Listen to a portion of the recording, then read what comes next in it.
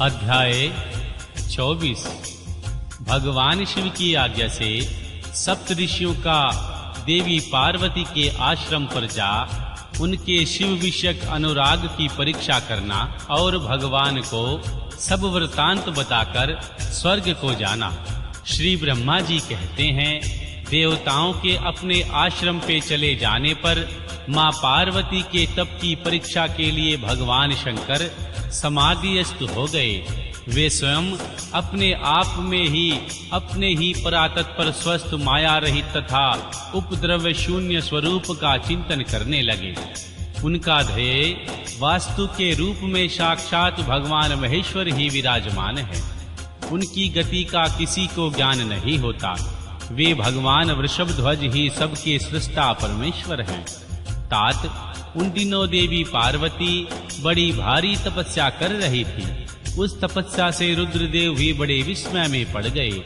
भक्ताधीन होने के कारण ही वे समाधि से विचलित हो गए और किसी कारण से नहीं।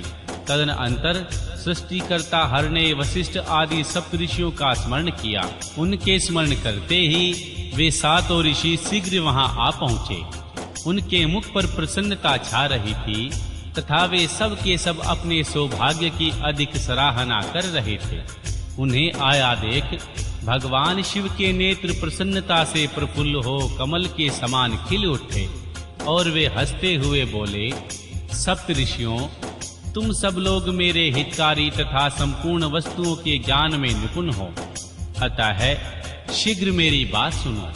गिरिजा कुमारी देवेश्वरी देवी पार्वती इस समय सुस्थिरचित हो गौरी शिखर नामक पर्वत पर तपस्या कर रही है। मुझे पति रूप में प्राप्त करना ही उनकी तपस्या का उद्देश्य है। द्विजो, इस समय केवल सखियां उसकी सेवा में हैं। मेरे सिवा दूसरी समस्त कामनाओं का परित्याग करके वे एक उत्तम निश्चय पर पहुंच चुकी हैं। मुनीश्वरों, तुम सब लोग मेरी आज्ञा से वहां जाओ और प्रेम पूर्वक हृदय से उनकी दृढ़ता की परीक्षा करो। वहां तुम्हें सर्वथा छलयुक्त बातें कहनी चाहिए। उत्तम व्रतधारी महर्षियों, मेरी आज्ञा से ऐसा करना है, इसलिए तुम्हें संशय नहीं करना चाहिए। भगवान शंकर की आज्ञा पाकर वे सातों ऋषि तुरंत ही उस स्थान पर जा पहुंचे जहां दीप्तिमती जगन्माता पार्वती विराजमान थी। सप्तऋषियों ने वहां शिवा को तपस्या की मूर्तिमयी दूसरी सिद्धि के समान देखा। उनका तेज महान था। वे अपने उत्तम तेज से प्रकाशित हो रही थी। उन उत्तम व्रतधारी सप्तऋषियों ने मन ही मन उन्हें प्रणाम किया और उनके विशेषतः पूजित हो वे मस्तक झुकाए इस प्रकार बोले। सप्तऋषियों ने कहा, हे देवी गिरिजानंदिनी, हमारी यह बात सुनो। हम जानना चाहते हैं कि तुम किसके लिए तपस्या कर रही हो तथा इसके द्वारा किस देवता को और किस फल को पाना चाहती हो। उन द्विजों के द्वारा इस प्रकार पूछने पर गिरिराज कुमारी देवी शिवा ने उनके सामने अत्यंत गोपनीय होने पर भी सच्ची बात बताई। देवी पार्वती बोली, मुनीश्वरों, आप लोग प्रसन्नता पूर्वक हृदय से मेरी बात सुने। मैंने अपनी बुद्धि से जिनका चिंतन किया है वह अपना विचार मैं आपके सामने रखती हूँ। आप लोग असंभव बातें सुनकर मेरा उपहास करेंगे, इसलिए उन्हें कहने में संकोच ही होता है, तथापि फिर भी कहती हूँ। क्या करूं, मेरा यह मन अत्यंत दृढ़ता पूर्वक एक उत्कृष्ट कर्म के अनुष्ठान में लग गया है और ऐसा करने के लिए विवश हो गया है। यह पानी के ऊपर बहुत बड़ी दीवार खड़ी करना चाहता है। देव ऋषि का उपदेश पाकर मैं भगवान रुद्र मेरे पति हों इस मनोरथ को मन में लिए अत्यंत कठोर तप कर रही हूँ। मेरा मन रूपी पक्षी बिना पंख के ही हठ पूर्वक आकाश में उड़ रहा है। मेरे स्वामी करुणा निधान भगवान शंकर ही इसके इस आशा की पूर्ति कर सकते हैं। देवी पार्वती का यह वचन सुनकर वे मुनि हंस पड़े और गिरिजा का सम्मान करते हुए प्रसन्नता पूर्वक छलयुक्त मिथ्या वचन बोले। ऋषियों ने कहा, गिरिजानंदिनी, देव ऋषि नारद व्यर्थ ही अपने को पंडित मानते हैं। उनके मन में क्रूरता भरी रहती है। आप समझदार होकर भी क्या उनके चरित्र को नहीं जानती? नारद छल कपट की बातें करते हैं और दूसरों के चित्त को मोह में डालकर मत डालते हैं।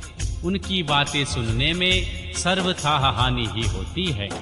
ब्रह्मपुत्र दक्ष के पुत्रों को नारद ने जो छल पूर्वक उपदेश दिया था, उसका फल यह हुआ, वे सब के सब अपने पिता के घर लौटकर न आ सके। यही हाल उन्होंने दक्ष के दूसरे पुत्रों का भी किया। वे भी उनके चक्कर में आकर भिखारी बन गए। विद्याधर चित्रकेतु को उन्होंने ऐसा उपदेश दिया, उसका घर ही उजड़ गया। प्रहलाद को अपना चेला बनाकर उन्होंने हिरण्याकशिपु से बड़े-बड़े दुख दिलवाए। वे सदा दूसरों की बुद्धि में भेद पैदा किया करते हैं।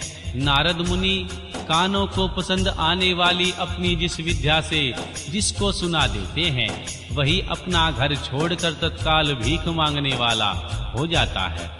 उसका मन मलिन है, केवल शरीर ही सदा उज्जवल दिखाई देता है।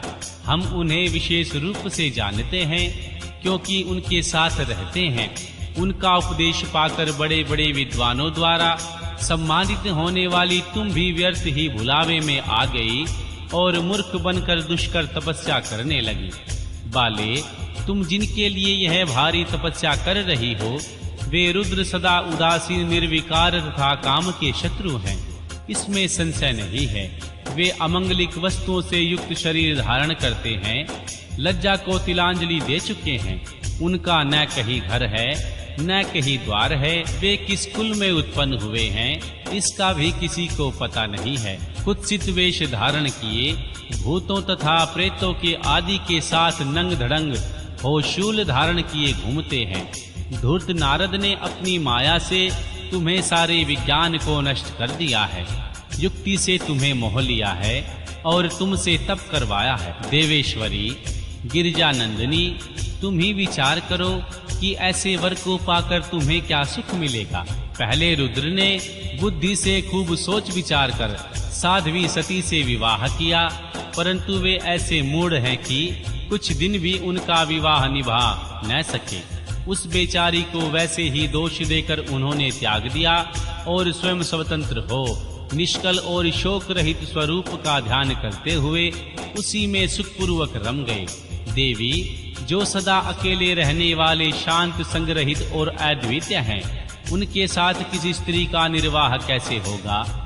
आज भी कुछ नहीं बिगड़ा है। तुम हमारी आज्ञा मानकर लौट जाओ और इस दुर्बुद्धि को त्याग दो। महाभागे, इसमें तुम्हारा भला होगा। तुम्हारे योग्य वर हैं भगवान विष्णु, जो समस्त सद्गुणों से युक्त हैं। वे वैकुंठ में रहते हैं, लक्ष्मी के स्वामी हैं और नाना प्रकार की क्रीड़ाएं करने में कुशल हैं। उनके साथ हम तुम्हारा विवाह कर देंगे और वह विवाह तुम्हारे लिए समस्त सुखों को देने वाला होगा। देवी पार्वती, तुम्हारा जो रुद्र के साथ विवाह करने का हठ है, ऐसे हठ को छोड़ दो और सुखी हो जाओ।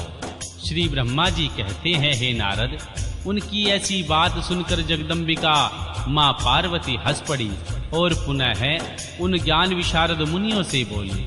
देवी पार्वती ने कहा, मुनीश्वरों, आपने अपनी समझ से ठीक ही कहा है, परंतु द्विजो, मेरा हठ भी छूटने वाला नहीं है। मेरा शरीर पर्वत से उत्पन्न होने के कारण मुझ में स्वाभाविक कठोरता विद्यमान है। अपनी बुद्धि से ऐसा विचार कर आप लोग मुझे तपस्या से रोकने का कष्ट न करें। देव ऋषि का उपदेश वाक्य मेरे लिए परम हितकर है, इसलिए मैं उसे कभी नहीं छोड़ूंगी। वेदवेता भी यह जानते हैं कि गुरुजनों का वचन हितकर होता है, गुरुओं का वचन सत्य होता है। ऐसा जिनका दृढ़ विचार है, उन्हें इस लोक और परलोक में परम सुख की प्राप्ति होती है और दुख कभी नहीं होता। गुरुओं का वचन सत्य होता है, यह विचार जिनके हृदय में नहीं है, उन्हें इस लोक और परलोक में भी दुख ही प्राप्त होता है, सुख कभी नहीं मिलता। अतः द्विजो, गुरुओं के वचन का कभी किसी तरह भी त्याग नहीं करना चाहिए। मेरा घर बसे या उजड़ जाए, मुझे तो यह हठ ही सदा सुख देने वाली लगती है।